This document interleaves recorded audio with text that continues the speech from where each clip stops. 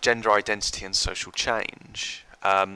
So this is a multi-archive collection published last month, and really this focuses on, well, the study of women's suffrage, the feminist movement, but also the men's movement from the 19th century, through the 1960s. That tends to be a sort of strong point of this resource, but actually through to the modern day as well. So we're going to look at a few highlights of the collection. Sort of throughout, I'm going to talk a little bit about the functionality. They are my emails, so I'll close those. And we really just want to give you a sense of what's actually in here. So I've just clicked into the introductory section and into the nature and scope. So I'll just scroll down and show you some of those key themes here. Most of the material really starts in the sort of from 1830 onwards, I would say, is a safe date. You can just see some of the key themes here. I've already mentioned the men's movement. That's a really unique archive from Michigan State University, and we'll take a look at that a little bit later. But a lot of material in here about feminism and the movement, and sort of organisations and individuals, and debate that was happening around its first and second waves. A lot of material here, particularly from obviously around 1918, early 1920s, around women's suffrage, be that individuals, organisations, ephemera. A lot of material in here about legislation and lobbying to change law, cultural materials as well, so periodicals, magazines relating to sexuality, conduct, the domestic environment as well. And I should say that you can click through any of these kind of key themes. We index every single document with one or more key themes, which we find is a really good way in for undergraduate students. You can click through any of these key themes and we'll actually run a search for all of the documents that have been indexed with that key theme. So we can see here a lot of sort of illustrations.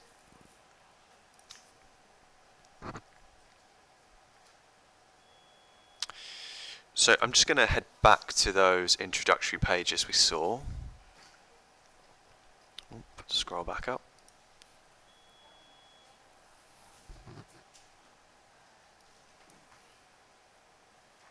So I just wanted to show you a little bit about the selection criteria as well. This is a multi-archive collection, and there's materials of differing sizes from different archives. If maybe you're from the library world, I feel like this is a pretty good explanation of, what we've included and why we've perhaps omitted some stuff. And I think this, along with the nature and scope page, will hopefully give you an idea of the strategy when putting this collection together. When we put these collections together, we work very closely with an academic editorial board who research, teach and publish in this area very closely. We're actually hearing from one of our consultant editors already today. Our consultant editors are really there to help shape the selection process, shape how these digital resources are built, and provide essays and contextual materials around the primary source documents as well. Okay, so they're the introductory pages. I always start the nature and scope personally. I think that gives a really good indication of what's in here. So what you can see now is I've actually just clicked into the Documents tab. This is going to be where you're going to be able to browse through all of the material in here. Other than when you're running a search, you can see the search bar in the top right-hand corner here. So we can refine by library and archive. You can see all of the archives that contribute to this collection here. But you can also see the amount of document types in here as well. This is far beyond just organisational records and material relating to lobbying and legislation. There is, illustrations, objects, pamphlets, personal photographs and postcards. There's diaries. So it's a really good mix of organisational records and materials for, perhaps campaigning or having a debate on a regional or national level, but also personal materials in here as well.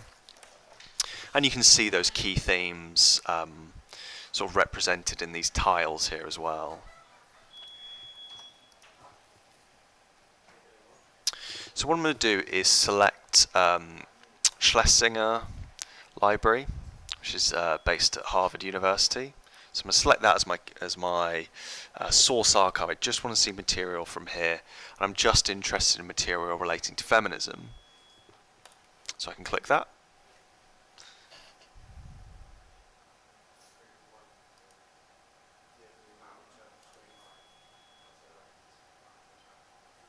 Okay. So now I can see all of these. I can actually use this column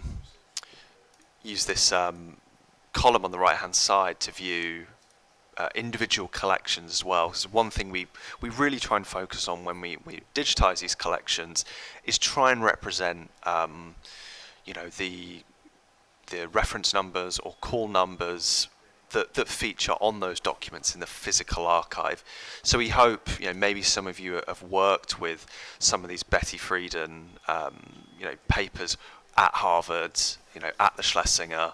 We want you to try and replicate that archival research process in digital as well.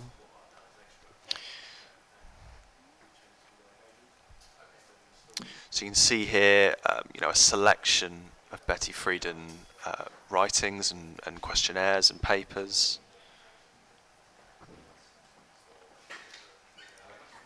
And we can look at any of these. I should say, whilst we're looking at some of this typed material, you know, I mentioned that this archive spans the 19th and 20th century. If material is typed, like it is here, it will be full text searchable, so it will be OCR'd. You can run searches across the entire database and find full text results for this. So you can see here, this is actually a response to a letter relating to the feminine mystique, one of Friedan's, you know, key publications in the 1960s.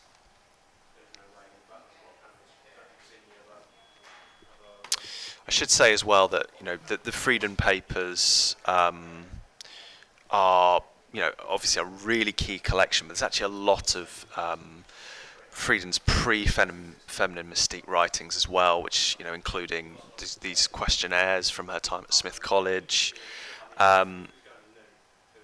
which, you know, I think are sort of largely, you know, they're not researched as heavily, perhaps. So quite unique sources that you will only find at the Schlesinger. Okay, so we've looked a bit about how the functionality works. You can see there we refine just by Schlesinger and a document type as well. So I'm just going to go back to the document page and look at how to access material in a different way. So I'm just going to go for a theme this time. So I'm just interested in the men's movement. So this was a movement in the late 1960s. I'm just going to click read more at the top here. What we've done is just basically a short synopsis of what this key theme is. I really wanted to emphasize this because it's incredibly unique collection from Michigan State University. This movement, which focused on, you know, men's rights positioned, I guess, alongside this, you know, booming second wave of feminism. There's a lot of periodicals, magazine articles, newsletters, conference organizational materials in here as well. And you can see, you know, on the right-hand side, the name of the collection as well. Or we could actually just look at document type as well.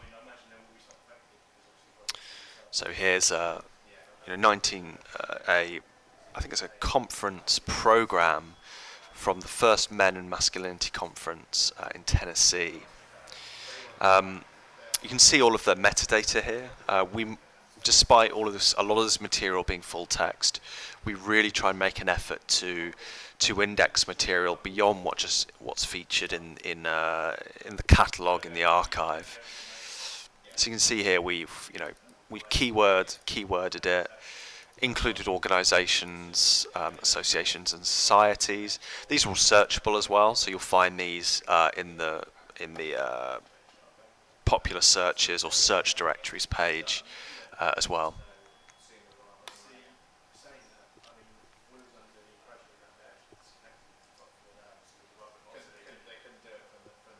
So I'll just click into one of these pages here. So from our document details page, we can actually just go down an extra level and look at material at a page level, as you can see here. I should emphasise that you can download all of these documents to PDF as well. So some of these larger periodicals, if you need to look at those, quickly, you can just download this PDF if need be. You can actually also search within individual documents as well. So for names, for people, for places, that might be useful.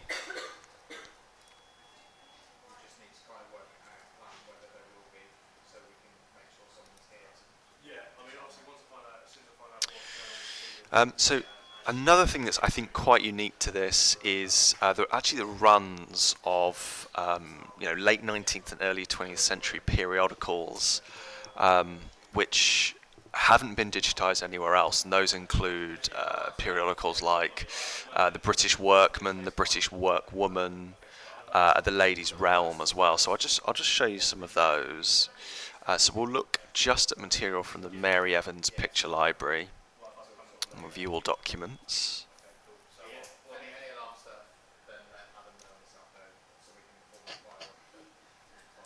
So just scroll down and look at a few of those here.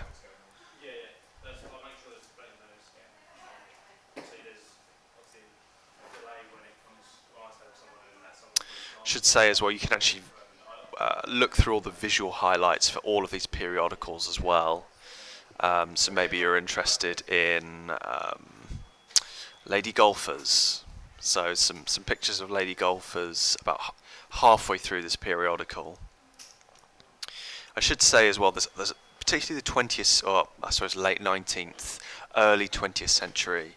There's a lot of material in these periodicals relating to women at work, women pursuing leisure activities that perhaps weren't deemed, I suppose, normal. So I to be honest, I'm not an expert on female golfing in the very late 19th century, so I couldn't possibly comment. But it's been pulled out as a visual highlight here, and you can move through these periodicals.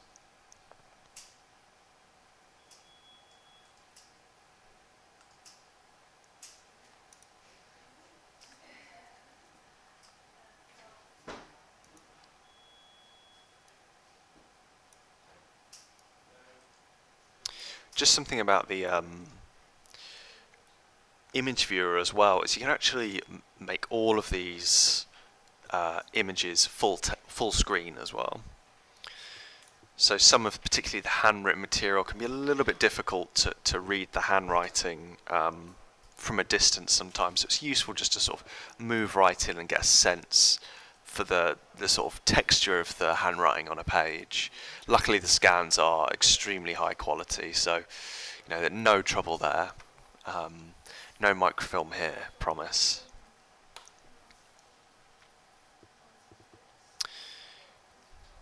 Again, we can use the thumbnail viewer at the top here just to move through these periodicals nice and quickly, as a lot of these are pretty sizable as well. They were bound in these large volumes, so they can be 100 or more pages at a time.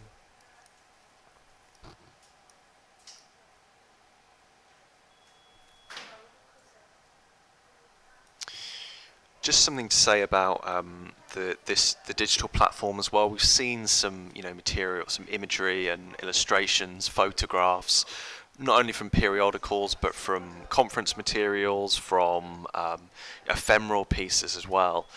We do actually copy all of those over to a separate image gallery as well.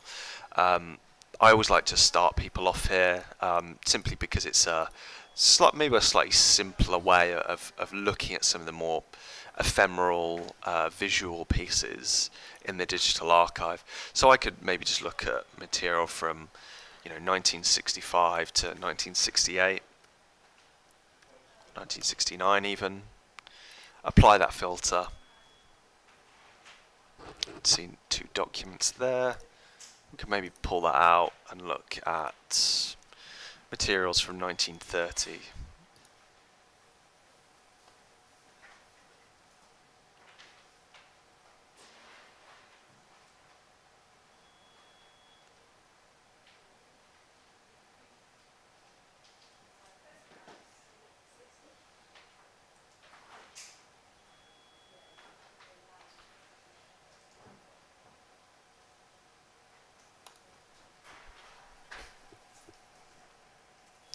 So it seems here, so this is a scrapbook of newspaper photographs belonging to Carrie Chapman Catt.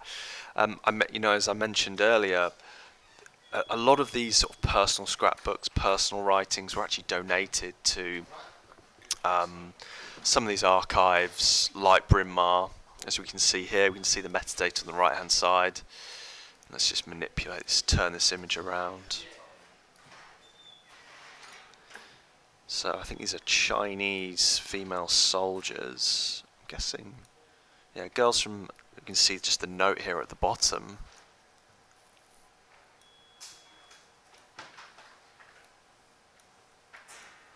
Again, I'm just using the arrows at the top here that I've highlighted just to sort of manipulate the image, so spin it around effectively.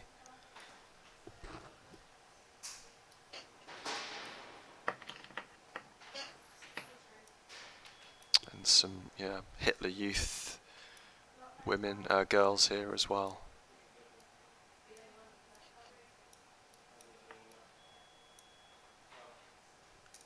And just to quickly top off before I hand over to Professor Edge, we do actually also bake in a lot of these contextual tools as well, and 2 of those being handwritten essays from consultant editors who have either helped us shape the material in this collection and or have been publishing and researching on the material in these archives for many years, and we really wanted to have a place to host essays around the topics or around the actual archival collections that feature in gender identity and social change. So you can read some of those essays here. We also have some video interviews as well. And there's also some highlighted biographies as well for key individuals, both in that 19th and 20th century sort of theatres that really sort of feature prominently in this archive. So that's a little bit about the functionality. We've taken a look at the introductory section, how to sort of navigate around the material, either by the archive, some of the key themes that are featured. Running a search is very much the same. So I'm just going to hand over now to Professor Sarah Edge, and I'll just, whilst I'm introducing her, I'll just grab her slides up. Hopefully you can all see those okay. So Professor Edge is, just lost my notes. Professor Edge is a professor of photograph and cultural studies at the School of Communications and Media at Ulster University. And prior to that, she was an exhibition curator at Rochdale Art Gallery in Lancashire. She comes from a background having a degree of fine art and a master's of social history of art from Leeds University, and her PhD was actually written on the Mumbi Archive, which we're going to be hearing about today.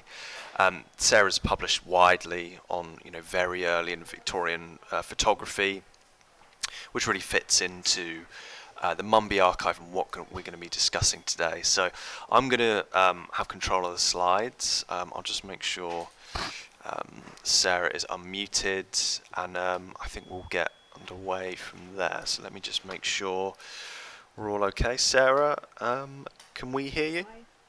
Can you hear me okay? Yep, I can hear you fine. Great. Let me. Thank- Okay. So whenever you're ready, please feel Okay. free to take it away. Hello, everybody. So if you could just go to the first slide. Yeah, no problem. So the Arthur J. Mumby collection. I've been working with this collection for over 30 years, I have to say, a very long time. It's an absolutely incredible archive of diaries written by Arthur J. Mumby. Arthur J. Mumby was an Inner Temple barrister based in London. That's what he's best known for, I suppose, but the research that I've undertaken gives us a kind of a little bit of a different background to this man. He was very close to John Ruskin. He was part of the pre-Raphaelite circle. He was a dialect poet. He was a sketcher. So in fact what we have is a man who was very interested in the culture of the period. So the thing that I am particularly interested in as a professor of photography and cultural studies is the Mumby collection of really the very first photographic representations of working class women. In terms of this really, really interesting digital archive, gender identity and social change, the Mumby collection here that's now available to a certain extent online offers us all sorts of information, not only in terms of the construction of a new gender-based identity, which is working class woman, but also in terms of men's studies, because Arthur J. Mumby is a new middle-class urban man also trying to find his identity and who he is in this period of dramatic social and economic change. So this slide that we have here is the only photograph that survives in the collection of Arthur J. Mumby. And this is the Arthur J. Mumby that I say I first met when I was 23, undertaking my master's dissertation. And when I first met him, I say I didn't like him very much. The more I looked into this man and I read all of his diaries, etc., I came to realize that he actually was a great example of the complexities of human behavior and human beings. And over the 30 years, I came to like the man much more than I had in my first encounter. So if we can change the slide, please.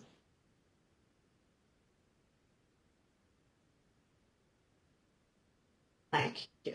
Okay, so Mumby is really, there's a kind of convergence here that's always interested me between the invention of photography, so a completely new type of medium, and what we might say the invention of new subject identities, which is the new urban middle class and the new working class. So what we have in this archive is a kind of record of that relationship, because Mumby collected the first commercially produced photographs of working class women. Some of these were produced, the very first tourist imagery, some of them were the very first domestic photographs, working class women taking their own images. And Mumby searched around all the new photographic outlets, itinerant photographers, etc., and compiled this collection. Now, I chose this image here because it represents Mumby very much as he saw himself. And Mumby was, in many respects, a very conventional flaneur. He records in his diaries spending his time moving around London, visiting different male establishments, but primarily what he records is watching working class women in his attempt, as with the flaneur, to decide who they are, who is the working class, and who is he, who am I as the new urban man about town. So if we can change the slide again, please. So not only does Mumbi have in the archive, does he have all of these photographs, he also was an artist. So here we see a sketch in which Mumbi is really highlighting how he sees the differences between himself and the new working class. And this is a sketch of one of the mining women that Mumbi was fascinated in. So if we can have a change of slide again, please. So this archive, this online archive, and particularly the handwritten text recognition is really important for somebody like me who has spent 30 years reading all of the material that is there. But I believe, you know, that the archive is the beginning of a research process, the online. The way to really get into an archive such as this is, in the end, to visit and have that material experience and actually find all the little bits and bobs that are there and read everything in order to understand exactly what it is that you're looking at for, and then you can kind of return back to this incredible resource which makes research such as mine so much easier. So if we can change the slide again. So we have all of these small little notebooks with his sketchings, with his records about the different types of female labour that he was searching out and recording. And if we change again, please. So Arthur J. Mumbi was particularly fascinated with working class women, and he's also known for his relationship with a maid of all work, Hanna. So Hanna he met in 1854 in London when she was up preparing the house for the season for the middle class family that she worked for. They had a 19-year relationship before they married in 1873, and Hanna also kept diaries for Arthur J. Mumbi, and those diaries are also absolutely fantastically, actually for me, up on the digital archive now, because I've never had time to actually read those diaries. So their marriage was, of course, scandalous, and it was only really when their marriage became public, when Arthur J. Mumbi died, that this kind of totally out of the ordinary, a bit Pygmalion relationship between a middle-class barrister marrying a working-class woman came to light. And it's through searching through the archive that you find little things like this, the physical archive. I found this newspaper cutting as part of the story. So if you could change the slide again, please. So I'll just go through quite quickly now some of what's in the collection. So Arthur J. Mumbi's, the collection has 7 albums of carte de visite photographs, and there are 12 glass shelves. The glass shelves house ambrotypes, so they're glass plates. So that's why they're not in with the albums. And you find other bits and bobs throughout the kind of miscellanea in the album. So he collected photographs of Wigan mining women in the 1860s. So if we change the slide, please. So I'm particularly interested also in how Mumbi archived those himself. So they run in a narrative in the album. And again, that's something you need a little bit of a physical visit to actually begin to understand that. What we see is he has hundreds and hundreds of these very, very early commercially made and sold photographs of the Wigan mining women. And the Wigan mining women became a subject of public interest in the 1860s because there was a kind of confusion about whether they were women or men, because they wore male attire, because they wore male trousers. So if we can change the slide again, please. So in the albums, we also find that Mumbi writes on the back of all the photographs. Not all of them. So he records all sorts of information, which again is absolutely fascinating in terms of where he was collecting them, what's important to him, etc. If we change the slide again, please. Okay, so these are the ambrotypes. So these are on the shelves. So these are the earliest parts of his collection, and what we see here is him collecting the very first self-produced images of working class women in an urban environment. And in his diaries we have all the information about the rise of early commercial photography, where he bought these photographs, what he thought was important about these photographs, how they were being displayed. So by doing the research of taking the written material and putting them with the photographs, in my book that I've just published, I've been able to kind of rebuild a wide social and cultural environment about the invention of photography, and in many respects the invention of class, because class is something that doesn't reside in the body, but is something that has to be created through the representations. If we change the slide, please. Okay, so what we see in these images is that we see self-representation of the working class woman, and what we can begin to see in them is a kind of pride in their labour. So some of the women are photographed in their working class costume, their work costume, and if we change the slide, please. We have some incredible images such as this, an image here of a working class woman peeling a potato. So what we also learned from the diaries then is that many of the working class women, we begin to see the rise of the idea of class shame. So many of the working class women try to hide their hands. The photographers tell Arthur J. Mumbi, and they tell him that they sometimes stole their mistress's clothes to be photographed in. So the kind of photographs that Mumbi collects are those where he feels that the authenticity of class has been captured. So he only buys photographs if he can see signs of class pride, as we do here with the woman showing her labour peeling a potato. Okay, so these photographs are very, very early. The earliest, I think, is about 1855, so they're very, very early uses of photography. We change the slide.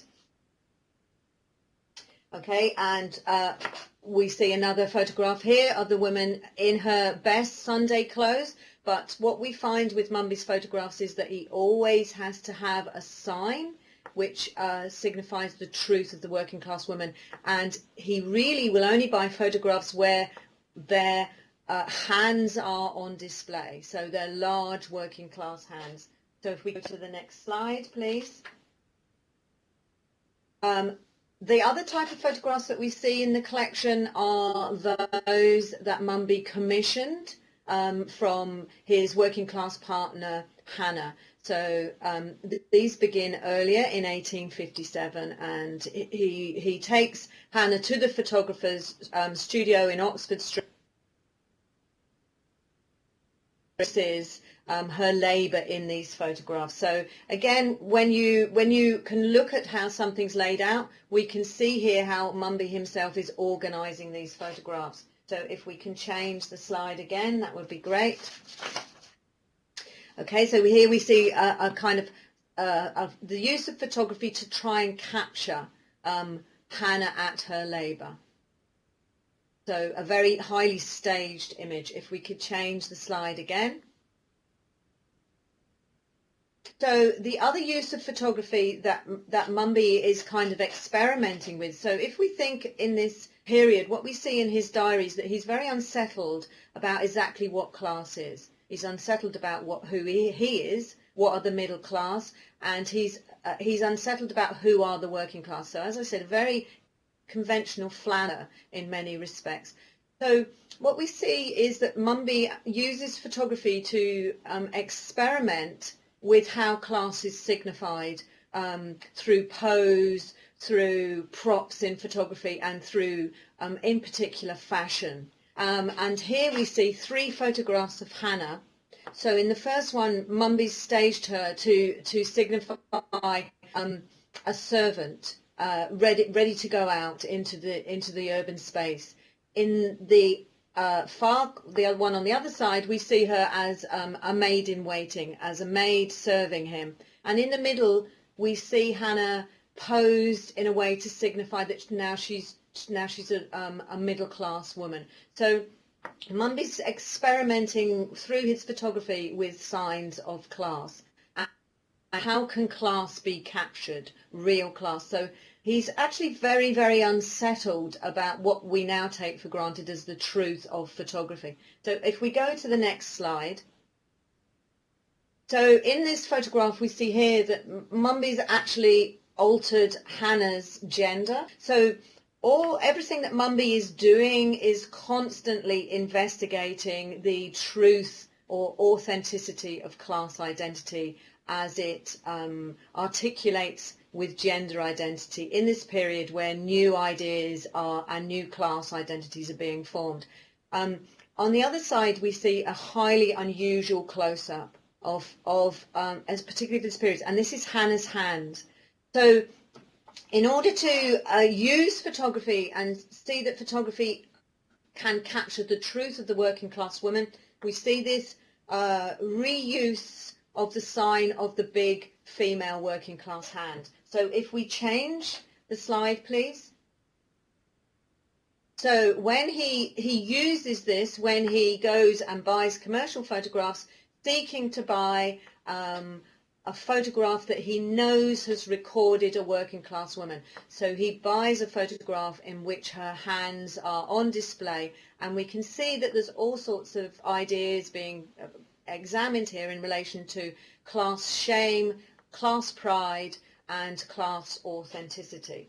So if we change to the next slide, please. So the other slides that the other photographs that we have, which are entirely unique in the Mumbi collection, are ones which he commissioned. So all the other photographs he buys, he commissions the ones of Hanna, obviously, but he also commissioned some photographs of what he saw as the most authentic representation of working class female labour, the working class woman. And I'm just going to show you two slides here. So this slide here is of a Bermondsey sack maker, taken in 1862, and Mumbi left the commission with a man who sold herrings and ginger beer, a new itinerant photographer. So this is a photograph of a woman who would never ever been able to have afforded to have a photograph taken. So if we go to the next one, and here we see a photograph from 1862 of dust women.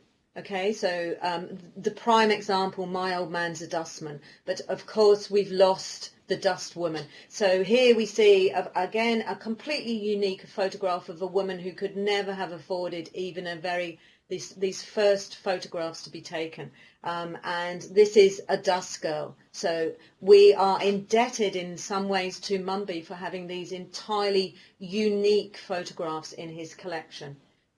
So one of the things I was asked to also talk about is how have I used all of this material. So if we go to the next slide.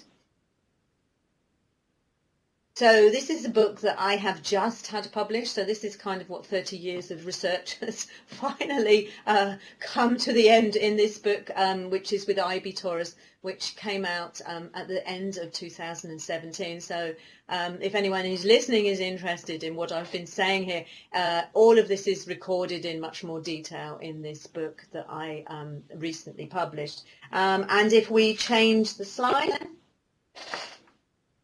Early on when I first began to work with Mumbi, I was really, I suppose, a feminist live art performance artist. And during the 1980s, I used this historical research to produce work connected to the miners' strike and reinstating women back into an industry which was heavily female-based in the 1860s, 1880s, etc. So that was kind of earlier work that I did with this archive. And then if we can go to the next slide, which is my last slide. In 2005, I undertook a PhD with practice. So I did a PhD which I did all this research into Mumbi using microfilm at that stage, so I can't wait to have a real look at what I can see online with this material.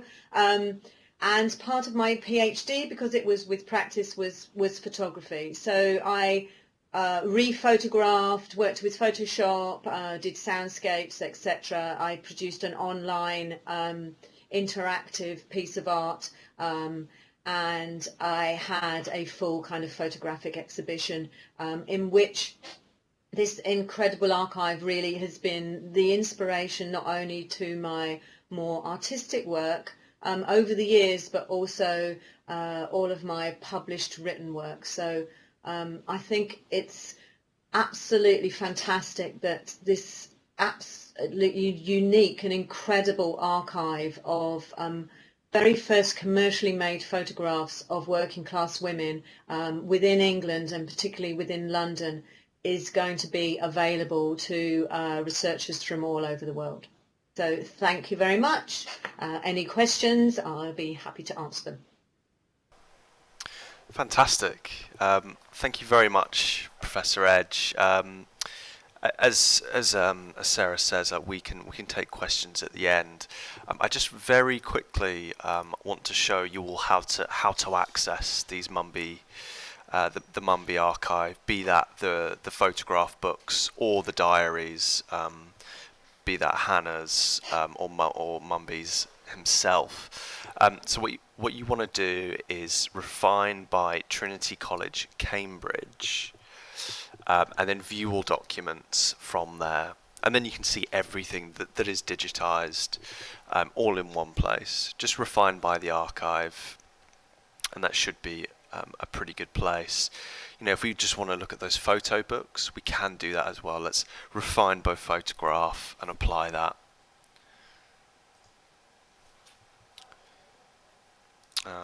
Need to actually make sure I have the archive selected, which may help. So you can see here I've refined by photograph and Trinity College, Cambridge, and we can see those albums. You know, they're listed by date here. So these, you know, as Professor Edge has been talking about, these incredible archives full of early photography of women in working space or in working costume or you know, uniform. And all of those, we talked a bit about how Mumbi would write on the back of these photographs as well. We have digitized all the backs of these photographs as well, so you can get a sense for flipping between these images and what's on the back to gain some context. And very quickly, I'll just head back.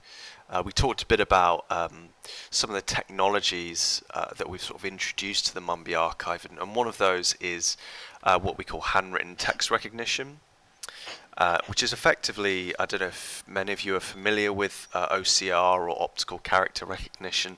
This is very similar, but it's based on a neural network, so an artificial intelligence that scans the page and learns to read cursive handwriting from, well, the 17th right through to the 19th century. So I'm just going to clear these filters and show you some of the Mumbi diaries. So we're going to refine by diary and the archive, which is Trinity College, Cambridge. We could just run a search for Mumbi diary or something similar like that. So we can see all of Hanna's diaries here. We could click into one of these here. Again, we've really gone through and thoroughly indexed these with keywords, names as well, which I think is really important. So Professor Edge talked a bit about how Mumbi was very close to Ruskin. So we can actually just run a search in this diary for the name Ruskin, for example. And that's going to search across anything that's printed, but also the handwritten mentions of that word as well. So you can see here, it's a few hits. So this is very new technology. Being able to search handwritten like this is actually a slightly false positive there. So we'll move on to the next one. So we can see here. So this is very new technology. It does wane on the side of some false positives sometimes, but in principle, this is an incredibly new and useful tool for getting to know these diaries, some of the notes written on the back of the photographs as well. So do look at that. I'll just re-emphasise how you can get to the Mumbi Archive. You click on Trinity College, Cambridge, which is where it's stored, and then you can refine by diary or photograph. But you can just view all documents as well, and that will just bring everything up for you. Okay, that is everything from me. I'm just going to head back to the home page. I realise we are 5 minutes over, but did we have any questions just before we finish today, either for myself about the archive itself, the digital archive, or about Professor Edge's talk? Please feel free to put those in the chat window.